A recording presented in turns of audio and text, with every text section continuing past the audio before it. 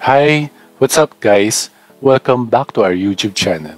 This is Pinoy Coder because every day we learn something new. So for today's episode, pag-aaralan natin kung paano mag-create at mag-run ng Java code sa Visual Code. Pero bago tayo mag-setup ng Java sa Visual Code, as prerequisite, kailangan nyo muna mag-install ng two software sa machine nyo. Yung una, Visual Code that will serve as an IDE, at yung pangalawa, kailangan nyo rin mag-install ng Java JDK for Java development. To download Visual Code, punta lang tayo sa ating favorite browser na si Brave browser. So open tayo ng bagong session, Brave browser. So ayan, click ko lang to new private window and then lalabas tong window na to. Type lang natin dito sa taas www.google.com. So ayan, lumabas yung ating search engine. Type lang natin dito Visual Code. So ayan, yung unang-unang item na lumabas ay nanggagaling sa visualcode.com. No? So right click natin to and open link in a new tab. So ayan, nandito na tayo sa landing page ng Visual Code. Yung makita nyo dito ang button, download for Windows, stable build. So i-click lang natin to and magda-download na yung ating executable file. So ngayon, yung executable file na yun, i-run nyo lang. Medyo straightforward yung pag-install ng Visual Code. No? So sundan nyo na lang yung installation wizard na lumabas.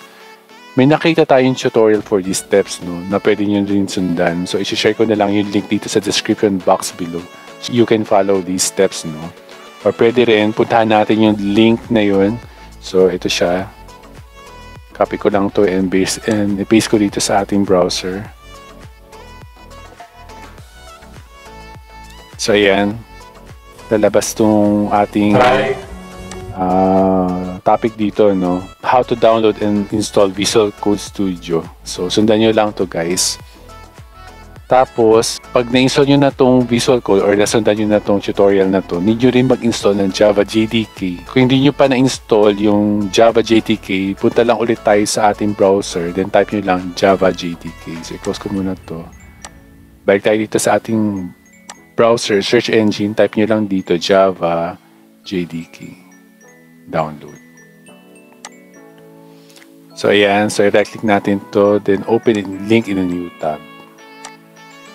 As of recording time, ang available na Java sa atin for download ay Java 17, no? Ngayon, sa baba, may makikita rin kayo iba pang mga version, no? Meron tayo dito Java 11 and Java 8.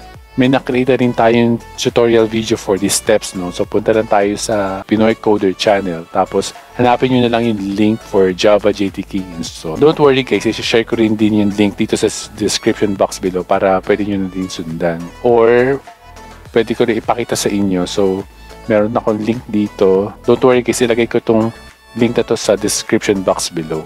So open tayo ng bagong session dito. Then paste ko tong link na to. Yan. So, hi, what's up guys?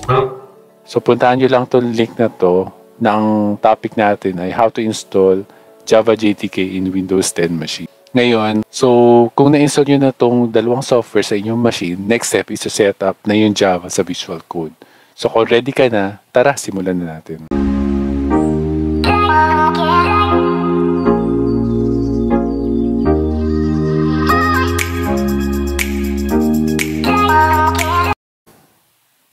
Okay, close ko lang tong window na to, no?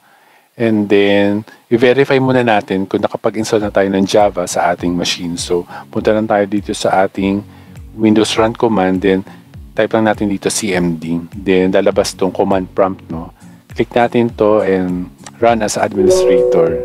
So, lalabas tong ating terminal window na to. Type lang natin dito java -- version.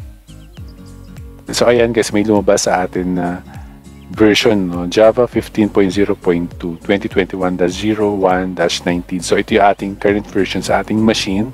Ngayon, ang next natin gagawin ay to open our Visual Code, no? So punta na tayo sa ating start menu and then pwede natin hanapin dito yung Visual Studio Code or punta lang tayo dito sa Windows Run command and type lang natin dito Visual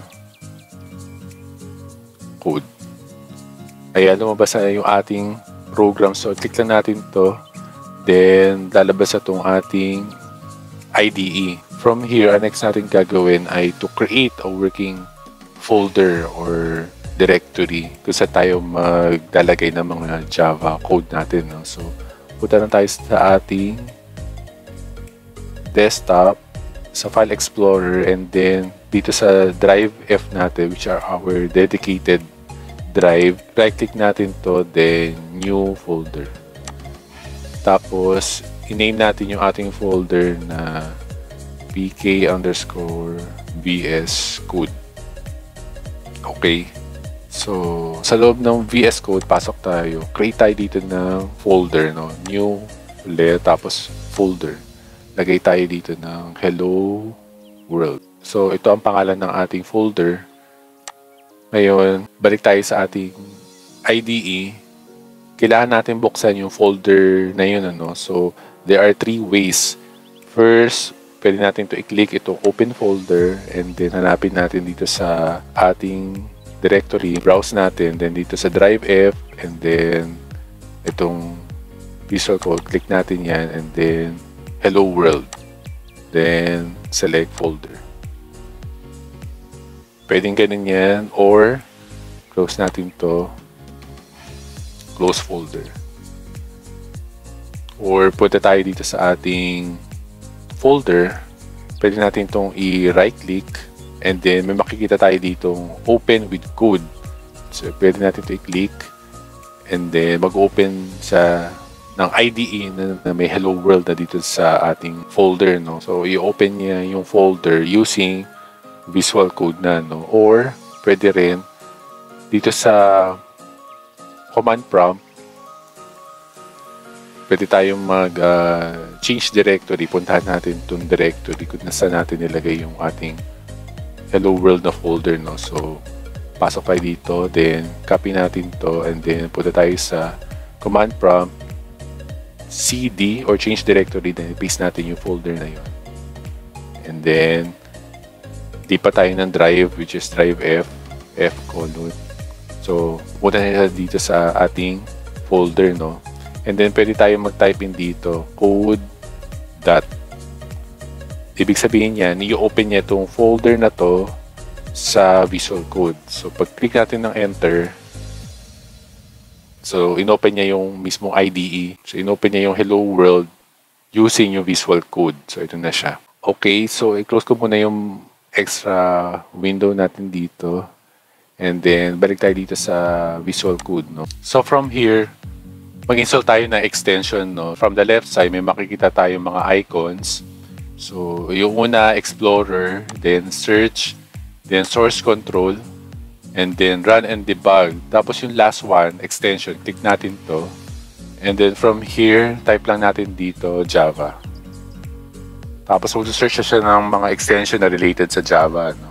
So, makikita natin dito yung list of Java extension. May makikita tayo ditong star, extension pack for Java. Click natin to. Then, notice na meron siyang star, no? Ibig sabihin, premium to or maraming gumagamit itong extension pack na to, no? Bali, from the right side, makikita natin yung description niya. So, this extension pack is a popular extension for Java development that provides Java IntelliSense, debugging, testing, Maven, and Gradle support and project management. Makikita rin natin dito sa baba yung mga components or yung mga extensions na related dito sa pack na to. So, meron tayong Visual Studio IntelliCode, language support for Java, debugger for Java, Maven for Java, then scroll down, test runner for Java, and project manager for Java. So, lahat ng ito, may individual extension na makikita din dito sa left side, no? Ito siya. Pag gusto nyo install isa-isa, no? Pero ito extension pack na to is naka-bundle na together itong mga extensions na to. So, kinreate siya para yung mga developers mapabilis sa kanilang pag-install ng mga Java components. So, when you're ready, click na natin tong install button dito sa taas para ma-install na sa atin yung extension pack na to. So, click na natin to. Then, notice, sabay-sabay siyang mag-i-install, no? So, ayan. Na-install na siya sa ating Visual Code, no? So, ang next natin gagawin ay to create na a Java project. So, balik tayo dito sa Explorer and then close muna natin to. And then, create tayo ng file, no? So, nakita niyo itong icon na to, new file. Pag click niyo nito, lalabas itong line na to and then pwede tayo mag-type dito na hello world. Tapos, ang file name extension natin ay .java.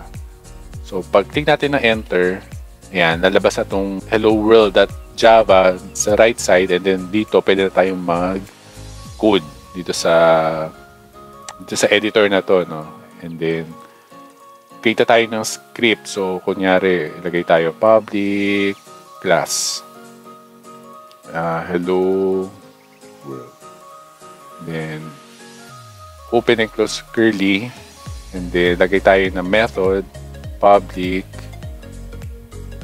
static, void main, then string, argument, and then args.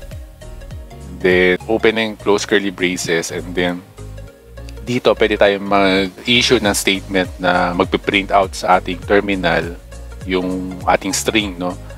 Type lang natin dito system.out.println println open parentheses and close parentheses, open and close quotes, and then hello world.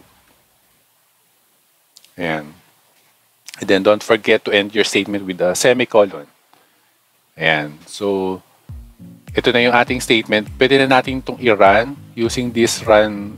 May magpa-pop up na parang command dito sa taas. Pwede nyo i-click or pwede rin dito sa right hand side na button. May run Java dito. So, ang gagawin natin, i-click ko muna itong nasa right hand side. And then, yan, mag-run na siya sa ating terminal. Magko-compile muna siya. And then, mag-i-issue siya ng hello world na statement sa ating console, no? Or terminal. So, ganyan siya, guys, no? So, mukhang nag-work na yung ating Java sa ating Visual Code. Ngayon, kung gusto nyo pa natin gumawa ng isa pang file or gumawa pa tayo ng isa pang script, no? Or isa pang Java program, click na natin to, right-click, then new file. Siguro gawa tayo ng hello Pinoy Coder.java. So, ayan. So, notice, no, nagkaroon siya ng public class hello Pinoy Coder agad, ano. And then from here, mag-issue ulit tayo ng statement na mag-print sa atin ng hello Pinoy Coder naman sa console. So, gawa tayo ng main class, public, static, void, main, then string, arguments, then args. Ayan, and then open and close curly braces. And then dito, mag-issue ulit tayo ng system.out,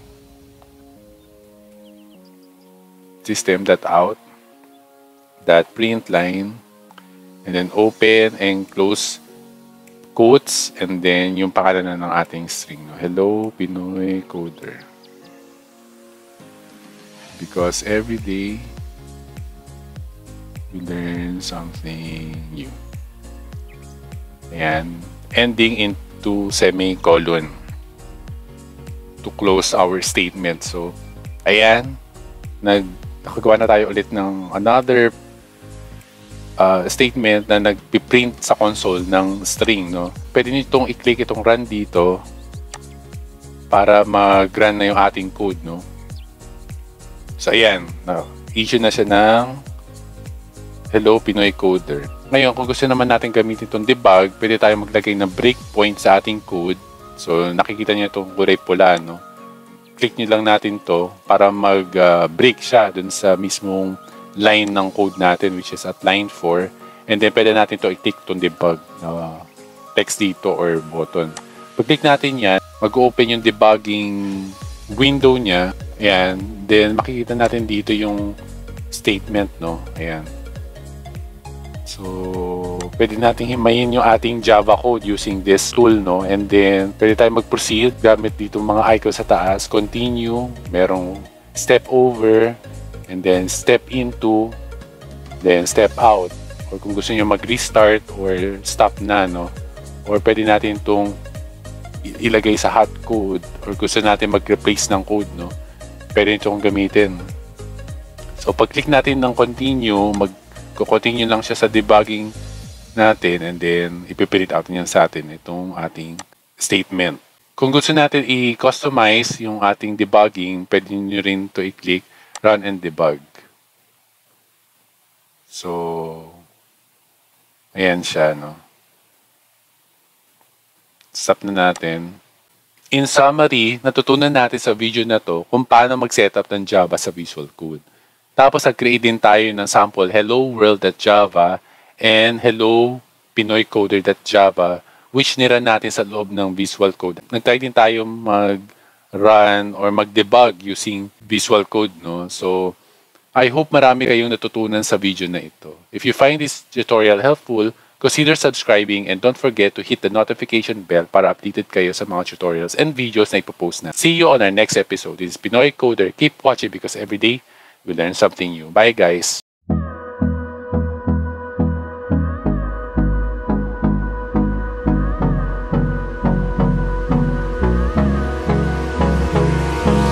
Hold me close till I get up. Time is barely on our side.